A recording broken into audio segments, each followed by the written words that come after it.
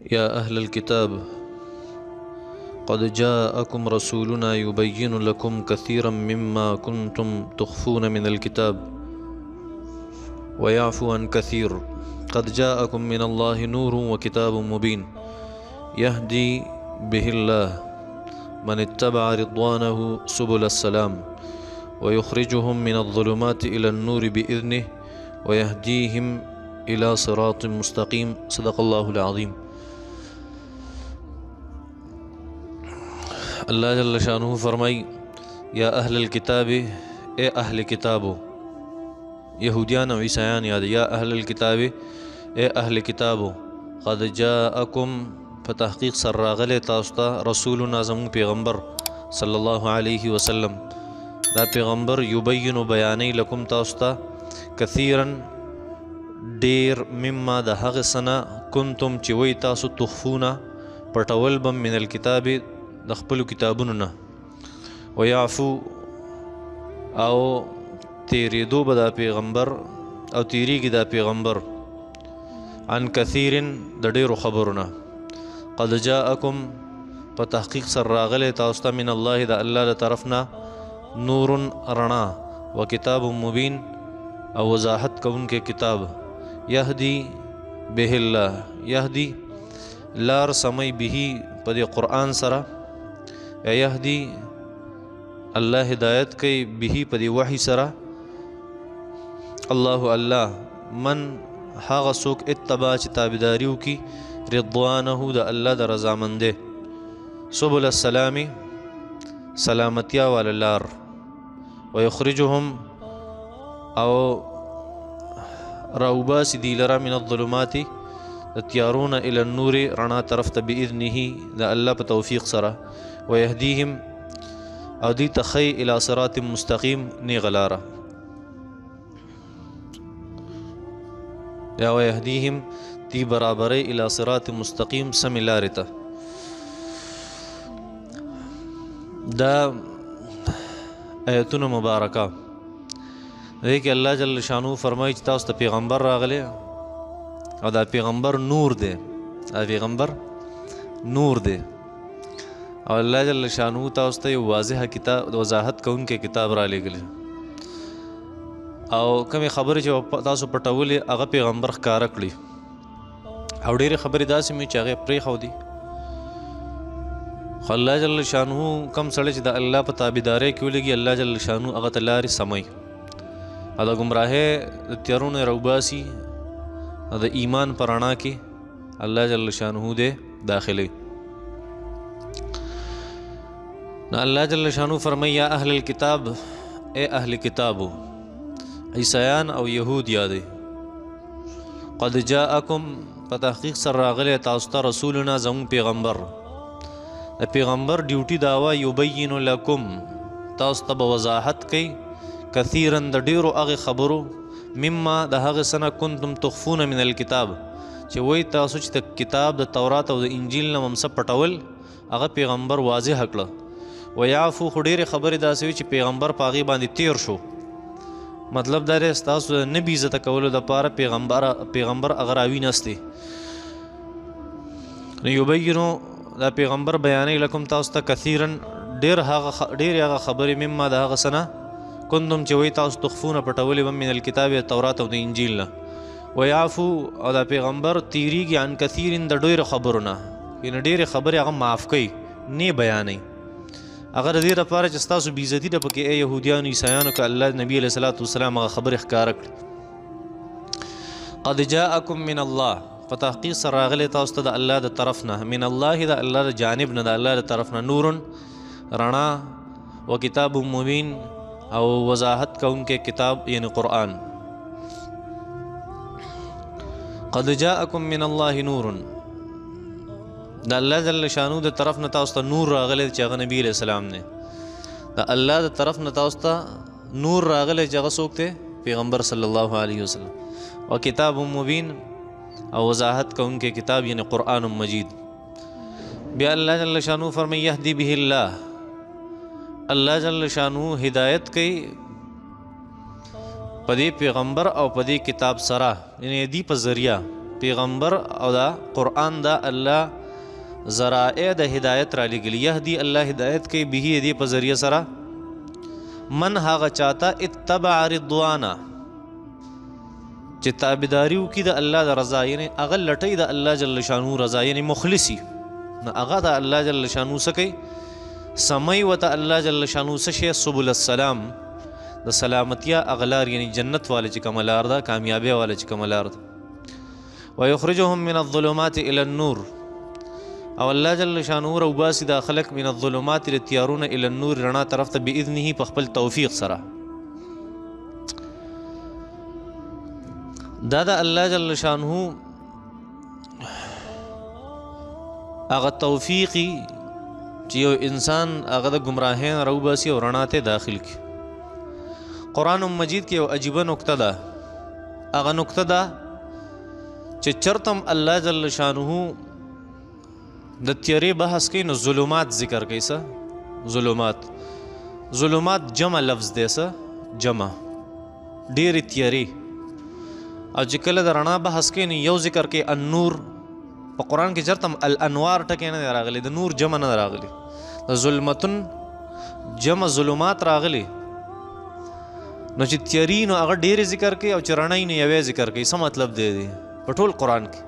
مطلب د دې دا دی چې د ګمراهۍ لارې ډېرې او د حق لاره یوی ګمراهۍ لارې ډېرې او د حق لاره یوی نو الظلمات د ګمراهۍ تیارې الی النور د هدایت رڼا ته چې هغه یوه رڼا ده بله نشته ځکه علما کرام فرمایي زمونږ فقهای کرام چې حق په موضع د خلاف کې هغه واحدي مطلب دا دی چې په یو څیز کې کله خلاف راشي نو په هغې کې به حقه یوه خبرې خلاف کم چې یقینیات دي که نه یقیني خبرې دي نو په هغې کې چې کله اختلاف راشي په یقیني خبرو کې چې کله اختلاف راشي دا نور خبرې نه یادوم چې کم د امامانو اختلاف ته وغیره ځکه د هغې چې کم اختلاف ته هغه یا په ظن په ګمان باندې مبني دی یا په ظن غالب باندې مبني دی ځکه اجتهادات یو آیت نه دی یو مطلب ولي او دی ته بل مطلب ولي دام کېدی شي او دام کېدی شي یقیني خو نه ده د چا خبره په دې دواړو کې یقیني شته نه ده نو دا هغه خبره نه کوم هغې کې خو د یو نه زیات هم حقونه کېدی شي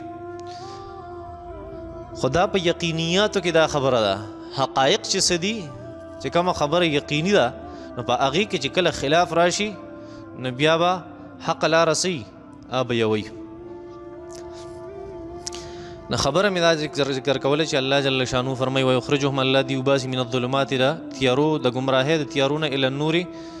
د هدایت رڼا طرف ته باذنه په خپل توفیق سره دا الله جل شانو په توفیق کې ويهديهم الى صراط مستقيم او الله جل شانو د خلکو ته سم لار برابري یو خبره هغه قابل بحث ده په دې آیتونو مبارکو کې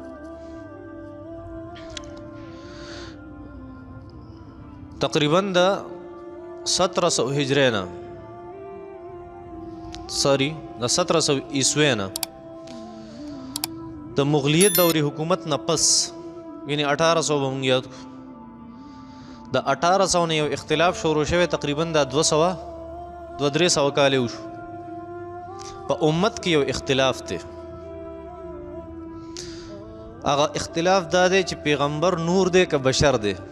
پیغمبر نور دی که بشر دی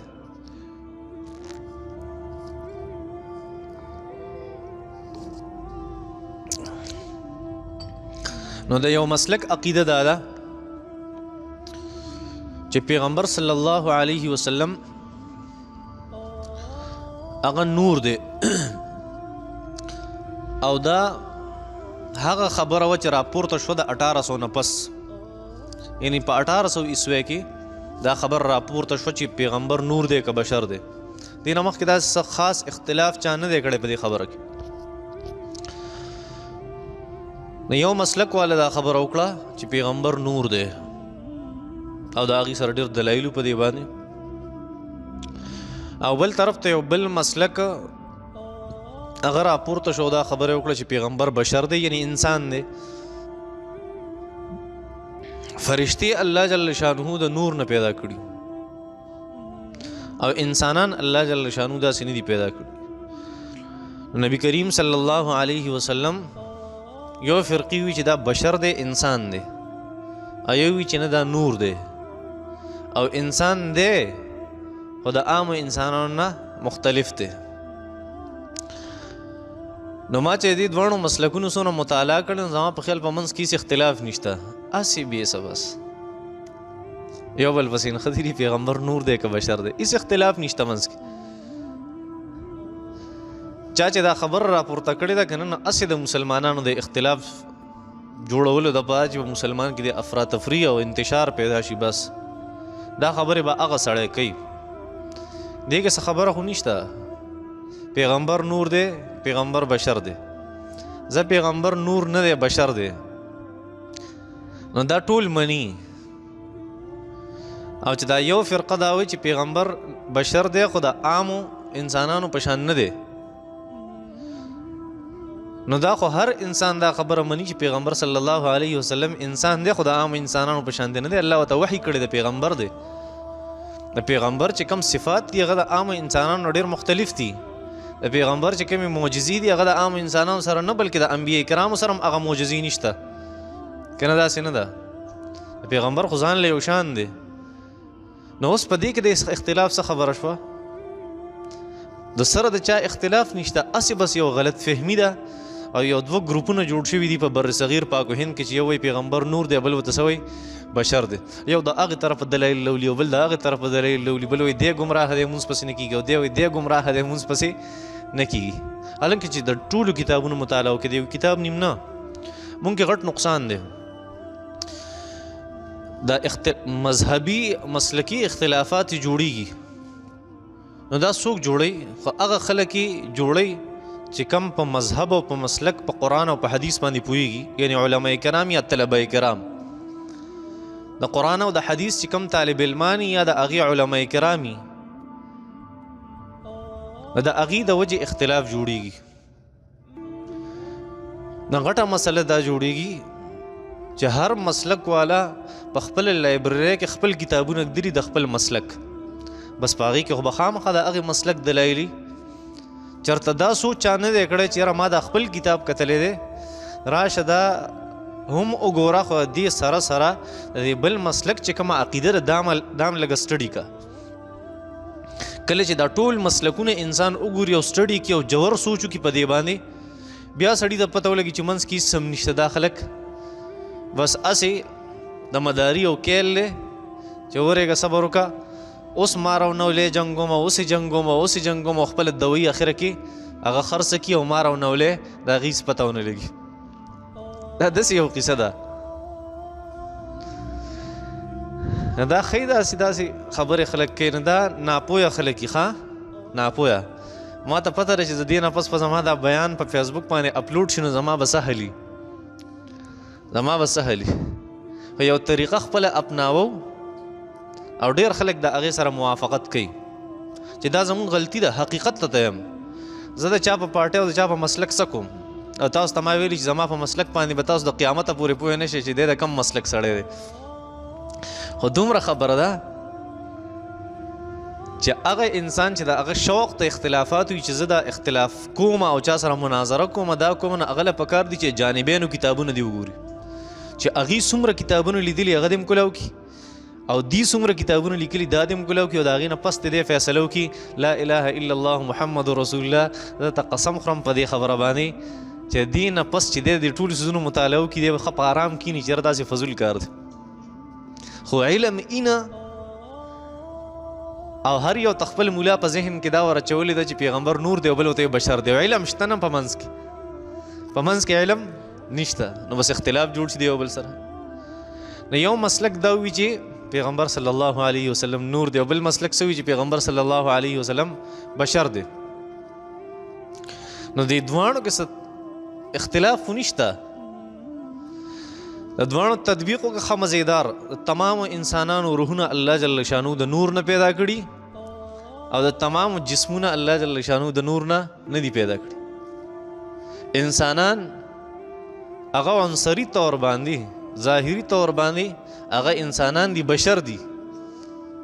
او باطینی او روحانی طور باندې هغه ټول د نور نه جوړ دي. الله جل شانو جوړ کړي څنګه احادیث مبارکو کې راځي. او دغه نبی کریم صلی الله علیه وسلم یو حدیث دی، اگر چې حدیث هغه سندی حیثیت د هغه درست نه دی، د سند په لحاظ سره حدیث درست نه دی. یا جابر اول ما خلق الله نور نبیک، اے جابر رضی الله تعالی عنہ نبی علیہ السلام فرمایل اے جابر الله جل شانو اول استاد پیغمبر نور پیدا کړو، اول استاد پیغمبر نور پیدا کړو. دا روایت خو اول درست نه دی، خو خیر مونږه په دلیل کې پیش کوو. کم خلک چې وایي چې دا نور دی، نو داسې قسم روایات پیش کوي چې الله جل شانو ړومبی د نبي علیه صلات وسلام نور هغه پیدا کړی. دلته الله جل شانو فرمایي چې قد جاءکم من الله نور، تاسو د الله طرفه پیغمبر را لېږلی دی، نور دی دا پیغمبر. او داسې قسمه آیتونو ته ګوري او داسې قسمه احادیثو ته ګوري. او یو بل یو لوی حدیث دی، هغه دا چې احادیثو مبارکو کې راځي د نبي علیه صلات وسلام د جسم سوری نه و، د نبی کریم صلی الله علیه وسلم د جسم سوری نه، او د جسم خو سوری وي نو پته لګي د نبی علیه السلام دا جسم نه دی، دا نور دی، او د نور سوری هغه نه وي. نو داسې مختلف قسمه روایات دي او دا غټ غټ دلایل دي. او دا حدیث هم منګړت دی، دا منګړت دی، د دې مخکې د سند هیڅ پته نه لګي. احادیثو مبارکو کې شته، امام ترمذي رحمت الله علیه په نوادر الاصول کې دا حدیث ذکر کړی، امام سیودی رحمت الله علیه په خصائص الکبرى کې ذکر کړی، امام رازی رحمت الله علیه هم د دې تذکره کړی دی خبرې چې نبی علیه الصلاۃ والسلام د جسم هغه سوری هغه نه و، په ځمکه به نه پرېوته. دا خبرې دي، خو د دې خبرو څه حیثیت نشته، د دې خبرو څه حیثیت نشته. ویم درته چې ولې نشته. او بل طرف ته هغه خلک چې هغوی وایي نبي علیه صلات وسلام بشر دی، بس په دغې خبره کلک ولاړ دي. هلکه تاسو له پکار دي چې تاسو خپل منځ کې کښېنئ، یو بل ته دا ووایئ چې یاره زما دا خبره هم دې درست شي او ستا دا خبره هم دې درست شي. د دې لپاره اسانه طریقه ده چې یو به ووایو چې دا روح دا د نور نه جوړ دی او دا جسم دا بشر دی. اسانه خبره دی که څه اختلاف. نو ځکه مونږ وایو چې زمونږ عقیده دا ده چې پیغمبر صلی الله علیه وسلم هم نور دی هم بشر دی. که څوک وایي چې صرف نور دی نبی علیه صلات وسلم، دا غلطه ده. که څوک وایي چې نبی علیه السلام صرف بشر دی، دا خبره هم غلطه ده. تاسو ته ما وایي چې انسان د تمامو مسلکونو کتابونو وګورو، نو ته پته ولګي چې یاره دا مونږ چې کوم اختلافات دی یو بل سره ساتو، او چې زمونږ هغه پویه خلک دي په دې سیس پسې ورپسې شوي. تاسو د دې نه مخکې آیتونه مبارکه ذکر شو چې یهودیان او عیسایان مقصدي خبرې چې کوم د نصیحت وی هغې پرېښودي او د الله جل شانو کلام د خپل خواهش لپاره استعمال کو، نو الله جل شانو ذلیل او رسوا کړه.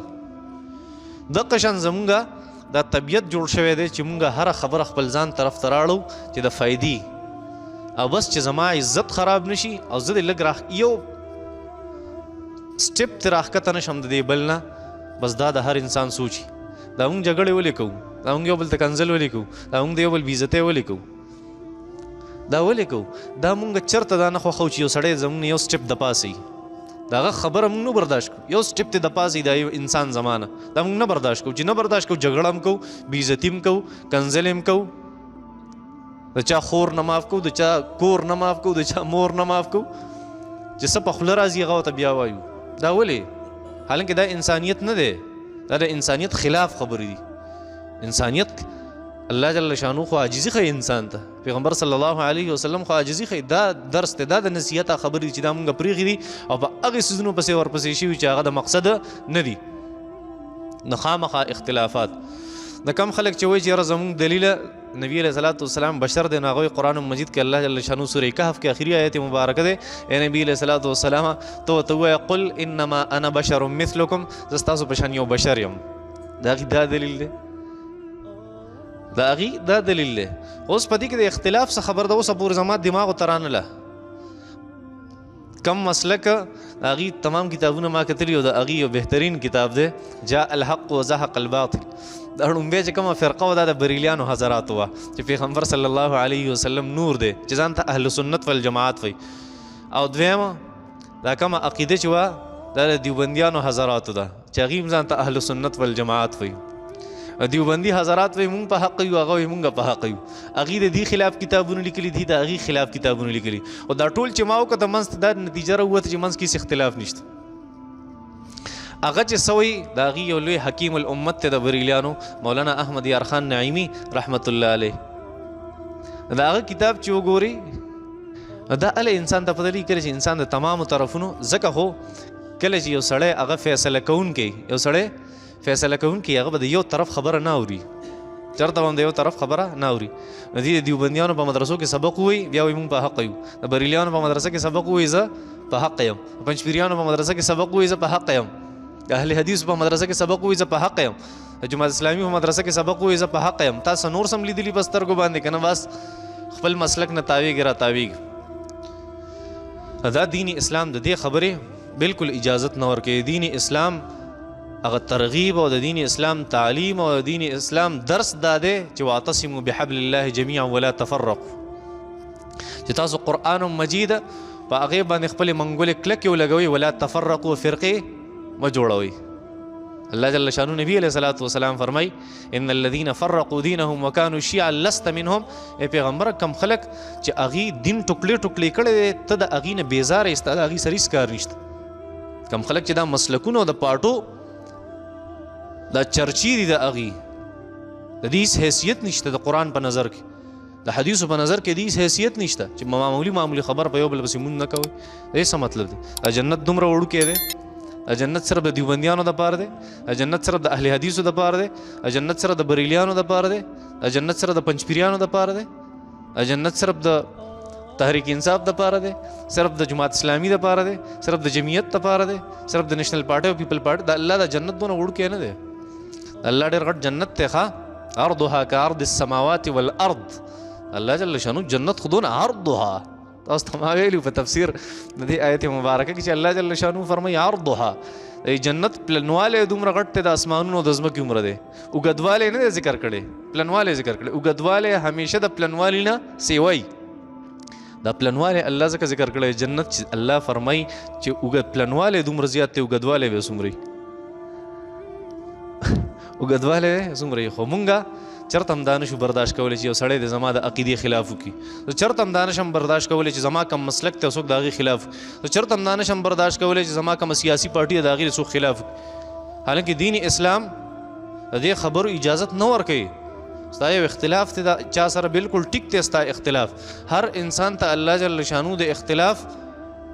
هغه اختیار ورکړی دی. د هغې وجه ده چې هر انسان ته د اختلاف حق حاصل دی، چې د انسانانو ذهنونه مختلف دي. دا قرآن هم وایي، دا حدیث هم وایي، او دا لاجک هم وایي. څه ته چې موږ منطق وایو چې د انسانانو اذهان د یو بل نه مختلف دي، نو چې ذهنونه مختلف دي کله نو په دې کې به سوچونه مختلف وي. د دې نه چې کومه رایه راوځي هغه رایه به مختلفه وي. نو چې مختلفه د الله جل شانو فطرت داسې جوړ کړی دی، نو خامخا ته د خپل فطرت ته وجې او د خپل